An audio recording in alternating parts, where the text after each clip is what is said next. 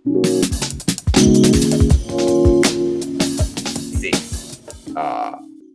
million vote that they required. So the plan is to abolish the quorum requirement with this vote, then repropose the votes so that they can implement this proposal, the GCA, and so on. So the funny thing is that they are changing, basically, they're changing the limitation, the quorum, but even this proposal wouldn't have reached approval with the current quorum required. So it's a very interesting, like the typical dog biting their own tail. So I guess they figured out that this was not healthy for the proposal, so they are trying to solve the situation.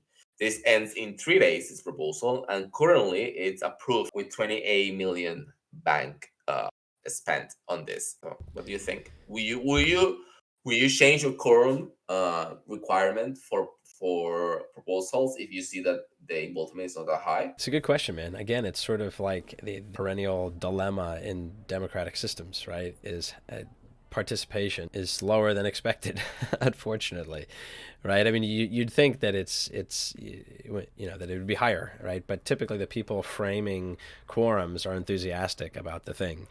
And so maybe I guess the big picture, it seems to me, is it's just another example of iterating on governance parameters, right, and figuring out what's the best for the community. Because I mean, let's face it, right? I'm just sort of shooting from the hip here, but if you think about this, the quorum that was set for Bankless, this is set probably during a phase of the bull market, right? And now, well, we're down and. I won't, again, I won't get into that right now.